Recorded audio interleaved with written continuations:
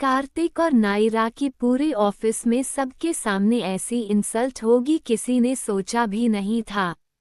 अब दोनों अपना सा मुंह लिए अपनी अपनी क्यूबिकल में बैठने और काम करने के लिए आ गए थे।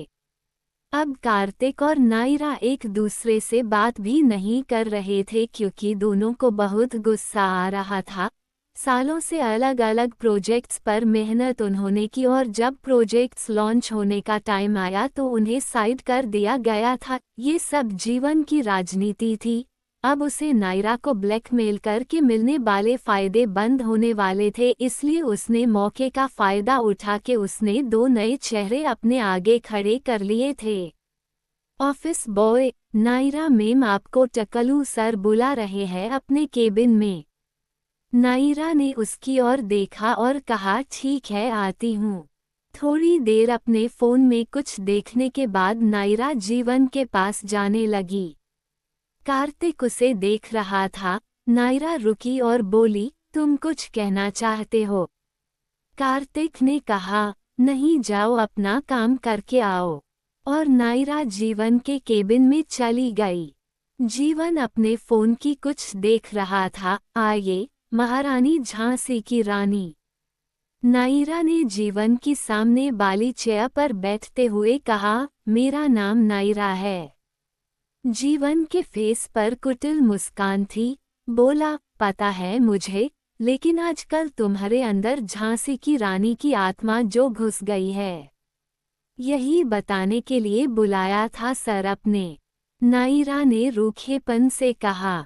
जीवन ने सख्त रवैया अपनाते हुए कहा, नहीं, बल्कि ये बताने के लिए बुलाया है कि आप पर मेरा कर्जा है, इसकी याद दिला दूं।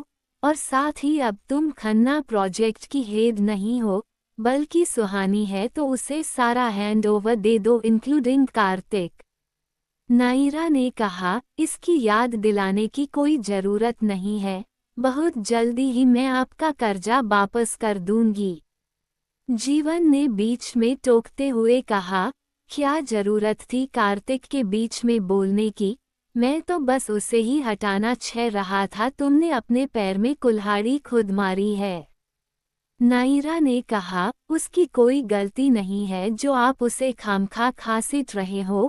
किसी के भी साथ गलत होगा तो मुझे बर्दाश्त नहीं होता, केवल कार्तिक के साथ। जीवन ने जोर से कहा। नायर अब खड़ी हुई और जाने लगी तो जीवन ने कहा, मुझे अभी पैसों की बहुत ज़रूरत है, इसलिए प्लीज़ इंतजाम कर दो, नहीं तो तुम्हें इसकी कीमत चुकानी पड़ेगी। कीमत? कैसी कीमत? नायरा ने घबराते हुए पूछा। जीवन ने अपने सर पर हाथ रखा और कहा, कीमत आपको अच्छे से पता है। नायरा ने फिर से पूछा, मुझे तो कुछ नहीं पता सर, अगर आप चाहे तो सूद भी लगा लेना, मैं बहुत जल्दी ही इंतजाम कर दूंगी। जीवन के चेहरे पर मुस्कान थी और नायरा के माथे पर टेंशन साफ दिख रही थी। तभी जीवन के केबिन के दूर पर सुहानी आती दिखी।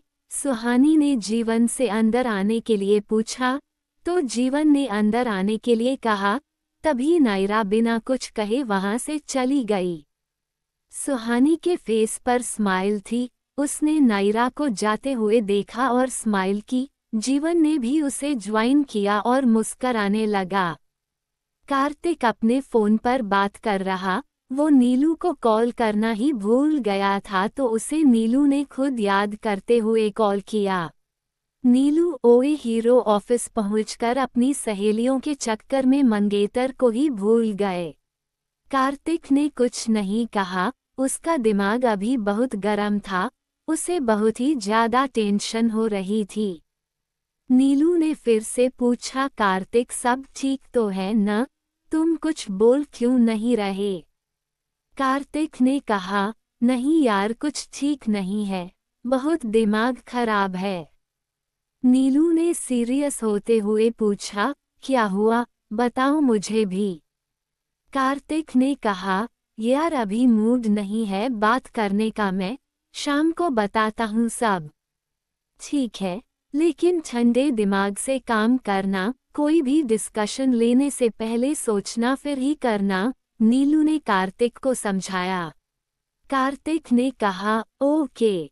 नीलू कार्तिक की स्थिति को समझ रही थी, इसलिए उसने ज्यादा इफ बट ना करते हुए कॉल डिसकनेक्ट कर दी।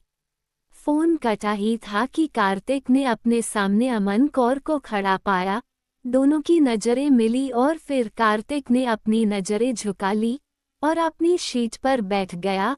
अमन उसके पास आकर उसकी डेस्क से अपना बैग टिकते हुए खड़ी हो गई और बोली, कार्तिक जी कैसी रही आपकी छुट्टियां? कार्तिक को अमन पर भी गुस्सा था। एक तरफ खुद को उसकी प्रेमिका बताती है, फिर भी उसी की पोजीशन लेने के लिए रेडी भी हो गई, बड़ी ही आसानी से। कार्तिक ने कहा, हाँ ठीक ही रही। उद्धरण चिन्ह। अमन ने मजे लेते हुए कहा, ऑफिस के लिहाज से ठीक नहीं रही, ऐसा मुझे लग रहा है। कार्तिक ने अमन के फेस की ओर देखा और कहा, जब अपने विश्वास पात्र ही धोखा दे तो कुछ ठीक नहीं हो सकता। अमन ने भी तंज कसते हुए कहा, आप जिन्हें अपना विश्वास पात्र कह रहे हैं न उसे आपने सिर्फ इस्तेमाल करने के अलावा और कुछ नहीं किया। कार्तिक के पास वाकई में अभी कोई जवाब नहीं था, वो शांत रह गया। अमन उस पर अपना भड़ास निकलती ही रही। अब वो उसकी सीनियर थी और वो उसका जूनियर था। तभी नायरा गुस्से से लाल वहां आती है और अपना हैंडबैग लेकर जाने लगती है। उसे कार्तिक ने रोका, नायरा क्या हुआ, कहाँ जा रही हो? नायरा ने बस इतना ही कहा, बहुत अर्जेंट है, माँ की तबीयत खराब है, मुझे जाना है। कार्तिक ने पूछा, तुमने जीवन से बात की? नायरा ने कहा, नहीं, अब जो होगा मैं देख लूंगी। कार्तिक ने कहा, तुम एक सेकंड रुको और जाओ इन्फॉर्म करके आओ, मैं तुम्हें ड्रॉप कर दूंगा। पहले नायरा कुछ सेकंड्स के लिए रुकी और फिर न जाने क्या सोचकर जीवन के पास जाने लगी। कार्तिक भी उसके पीछे जाने लगा।